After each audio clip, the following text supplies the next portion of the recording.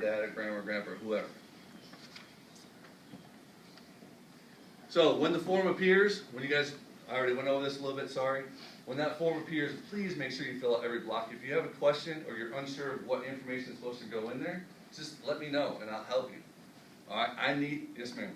No, I didn't want to interrupt you, but there's even one on there for their TAFM's date. You guys have to fill that in, and I didn't know that either, but so far, one out of every 2 reservists I have is missing that TAFM's date on IGecko, so you have to populate that for whatever their function is with using it. So. And that for them, it's listed as their pay date for the reservists. When they go into their portal, it's not going to say, you know. No, we have actual TAFMs. Okay, well most of them. Our pay dates or enlistment date, they're different. It's just date of enlistment or when they sign up for their branch. And that's fine. And if you have a sister service person, they go by different, I forget what the name of it's called. Just tell them whenever you came into the military, do the math, put it in there, put a date in there, something that's accurate, not 1969 or January 1st, 1969. That's not accurate. I can't use that. The reason we need that information, I'm glad Zita brought that up, is the chiefs come to me and they say, okay, I need to know who my student leadership is going to be. So a lot of times that's going to go off date of rank, total active federal military service date. If I can't give them that information, I'm like, I don't know, because that information is not filled out. Yes, ma'am. So then do you want the date of enlistment or do you want their TAFM's date for the Guard and Reserve? I want the TAFM's date. They're different. My date of enlistment gives me 18, my TAFM's gives me 12. Happens. Yeah. You want the TAFM's? Give me that. That way it's universal across. All right, so if I'm not trying to pick on anybody, and I took the flight numbers out, so if these are one of your individuals from last class, I'm not trying to pick on you, I really don't know. This is just some examples. So when I pull my roster, which goes to the chiefs, which goes to everyone who needs to know, this is usually what I see. And this is just one part of the entire document. So last class we had 45 students, I remember. If I need to get a hold of Master Sergeant Stokes, I'm not going to call Japan. That helps me none. Okay? I don't even know where the hell that is, but that's a bad name. So actually that's Lake East because I know him. So that's not going to help. Billeting the room number. I mean, we have to have that information. If something happens, even on day 1, I need to be able to go to their room, even if they don't have a cell number, and find them. Okay? Things happen all the time. So please, please, please, when you fill out that information, get every single block, because that's what generates this. And this is what goes to the chiefs. This is what goes to Gordy. This is what goes to everybody who needs contact information for a student. Okay, so please let me know.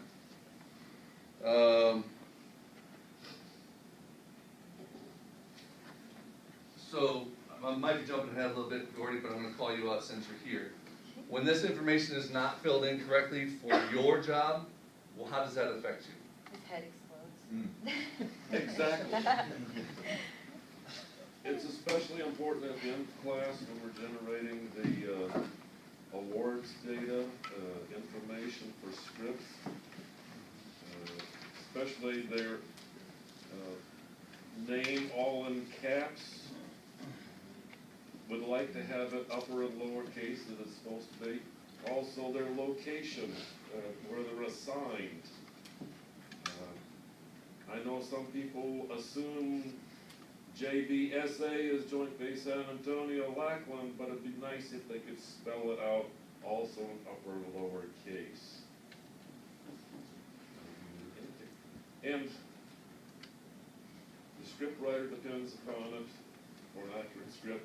It also has to be corrected for publishing on the web page afterwards.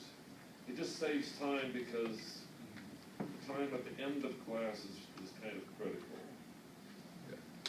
So by not filling that information out, Johnny's going to come find you, ex-cop, he still has handcuffs, and Gordy is just going to start throwing a cane at you or something.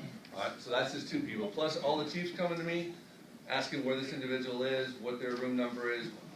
I hate not having an answer, and I hate having to look like an idiot when I don't have the answer. So please, do your part to make me not look like an idiot. I know it's also important for the PTO when they have that roster printed for the safety truck, when you have to find a student and call a room because maybe they slept in.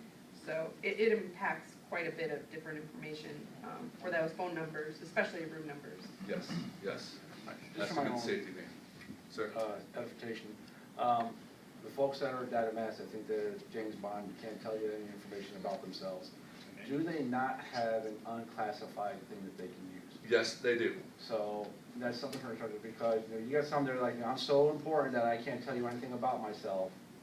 And it's like, you have an unclassified, I thought they did, so that's why I was just trying to find out. There is nothing AFI written that states that they cannot give me their information. allowed to release.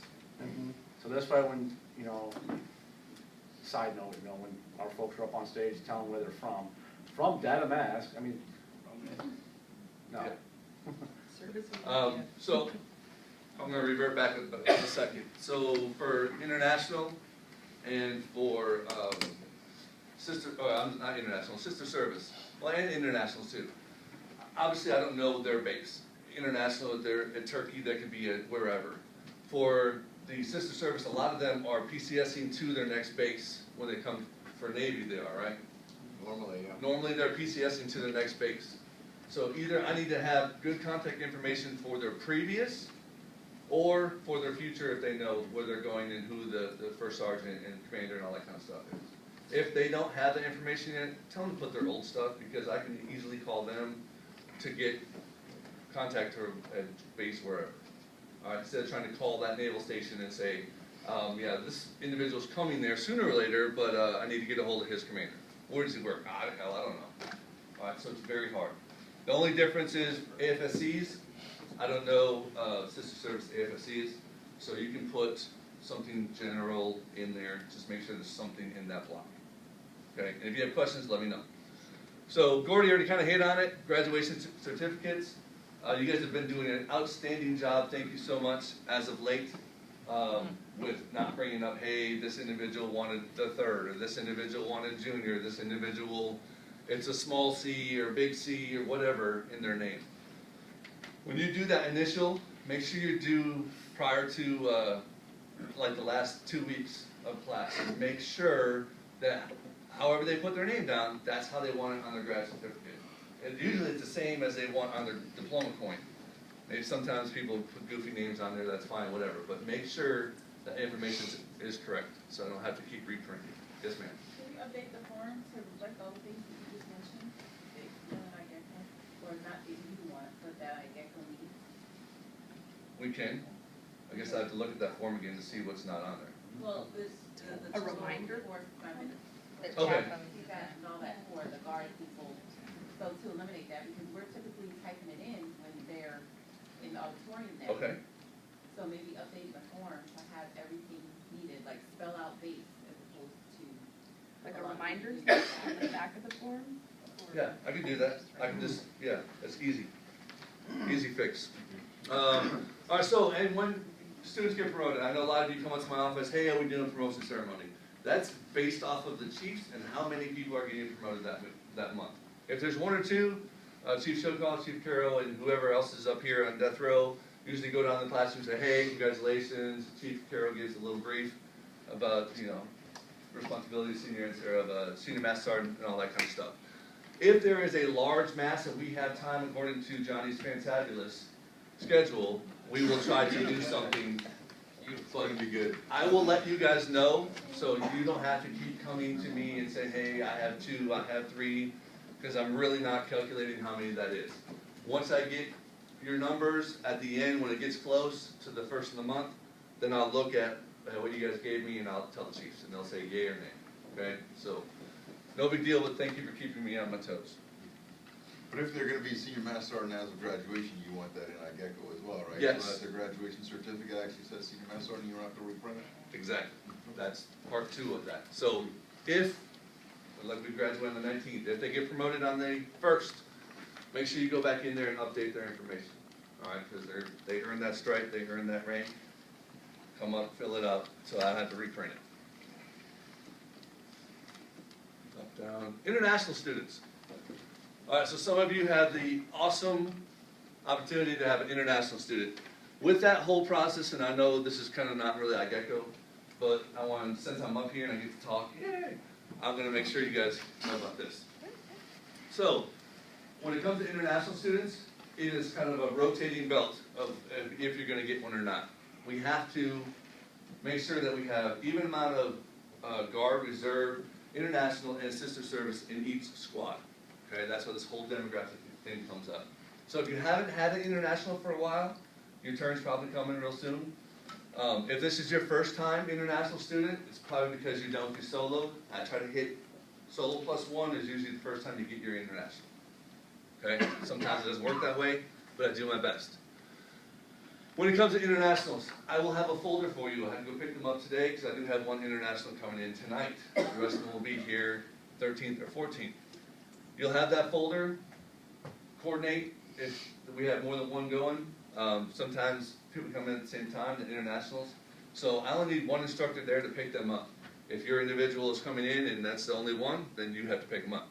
If for some reason you have prior engagements and you really can't make it, let me know and I will go get them. Coordinate the pickup at the airport. Make sure you know what time they're supposed to be there.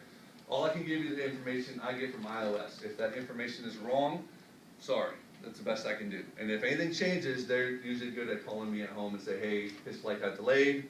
They called us, I'm calling you. Then I'll pass it on to you. Check them into billing. No matter what billing says, they do not put a credit card on file. Period, dot. Just doesn't happen. Okay? They know that. The managers know that. But when you're bringing someone in at 11 o'clock at night, the manager's not working. So a lot of them are like, well, I've got to have a credit. No, they don't. If there's any questions, call me at home. I will take care of it. We always have an international breakfast. Your attendance is highly recommended. I understand we have stuff. It's the Friday before class starts, and you may have something scheduled. Just let me know. I'll always be there. So I'll take care of your part, which is really nothing. I'll eat your food for you and smile. Country brief at kickoff. So when we have kickoff, we have the opportunity to kind of talk about the country that we're the instructor for. Try to give more than just generalized information. I don't need to know population. Nobody needs to know population. You know, the generalized stuff. Okay, I don't need to know religion, all that. Give us something unique. Look for something different, something out there. Now, with that being said, if you talk to your international, kind of verify that information, because we've had some that have given information, oh, the country of X does this, this, and this. And then people talk to that international like, no, we don't freaking do that. So you might want to just kind of look at it and make sure. Remember that you're the first POC.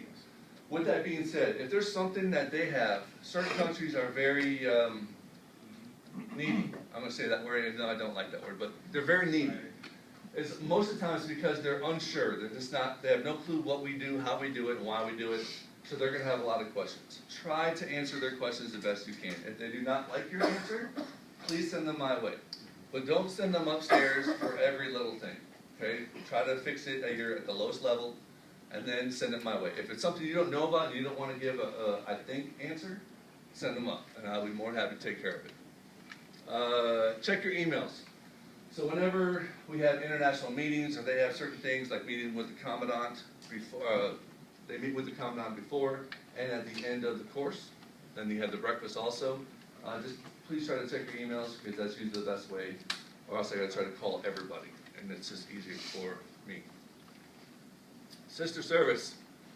If I don't have their personal information prior to the arrival, they will not show up in IGecko on day of education 1. Some of them can go in and do their AU portal, some of them cannot or just don't do it.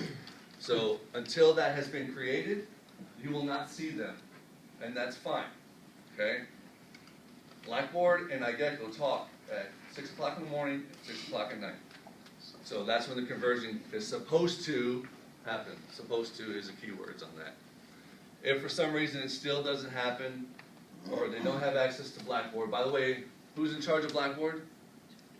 Johnny Grove is in charge of Blackboard. Johnny Grove, nice smile guy over there, that's his realm.